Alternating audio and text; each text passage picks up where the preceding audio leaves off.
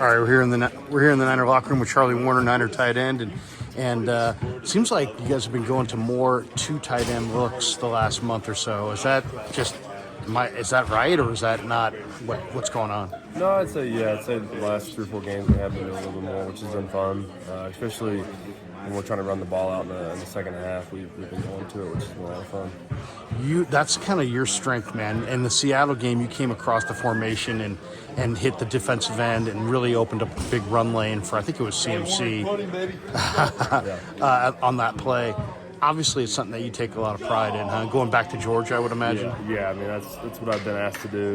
Whatever I can do to help the team, that's what I've been asked to do since I was a freshman in college, and it's what I've been asked to do since I was drafted here 4 years ago. So, if that's what I'm asked to do to help the team win football games, that's what I'm going to do and do it the best I can. What is the key to being good at that? Because it seems like you lock on, and if the guy moves from side to side, you'll keep your legs kind of churning.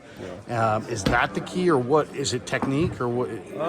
Man, it's a pretty deep layered question there. I think number one, you have to care. There's a lot of guys who just don't care to block.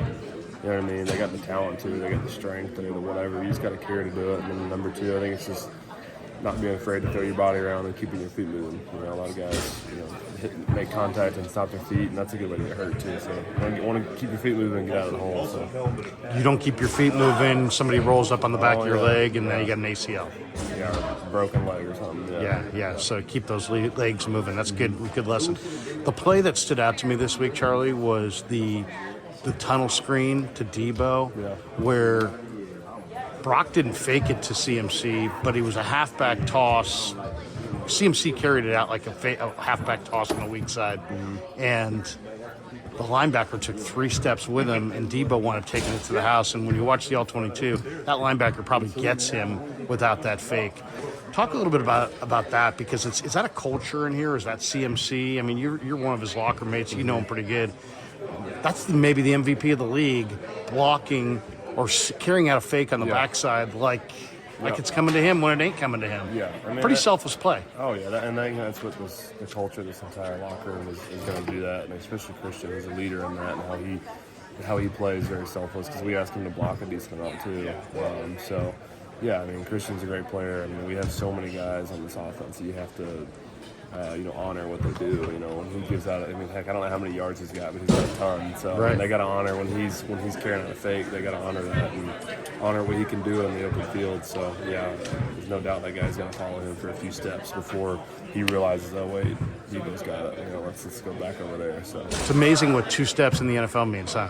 It's game inches. Yeah, seriously, because I think it was Morrow. He makes that tackle otherwise, but instead with the fake, he's just beyond it. How about special teams, man? It seems like you're playing with a vengeance on special teams. You guys lost a hell of a player in George Odom. How do you replace a kamikaze guy like that who's just so strong on the coverage units? You can't replace George Gio. I mean, that dude's probably the best in the league at what he does. But what makes him so good, by the way? Man, he's just attitude. He's just got a knack for it, to finding lanes and finding angles to get to the ball. He's just so relentless in how he does it. You can't replace a guy like that. What you can do is everyone just try to up their game just a little bit, to try to make up for what he did for us. And again, for me on special teams, just back to what you said earlier about blocking. If that's what I'm asked to do, I'm going to do it to the best of my ability. And so, I've been on almost all 4 special teams my entire time here, so it's fun, man. Special teams is fun. It's a grind, but just trying to do my best at it. Is Schneider considered one of the best special teams coaches? I mean, what you've played for Hightower and other guys. What is Schneider considered one of the best? I mean, how would you talk about him? Yeah, I would say so. I mean, heck, especially when you look at his resume back when Seattle. I don't know how long he was there, but there for a while. And but yeah, he crushed it there with them, and especially here just with us now, he just does such a good job of letting your players play on special teams. It doesn't need to be as you got to have your X's and O's on special teams, but you also just got to let your guys go run and play. Yeah, he does a great job of doing that. This week, how do you guys avoid a letdown? I mean, I know it's a question you'll be asked 27,000 times this week, but Is there a key to that? You've been in this league a while. I mean, Yeah, I mean, we don't. That's what I love about this team. We don't care about all the hype or the talk around the game. We're just we're everyone see we're getting our jerseys on, we're getting our cleats on, we're going to work today. You know what I mean? We don't just all of it. We're just next game, So Keep it simple. Yep. Yeah. One last one. Your dogs get left out of the playoffs.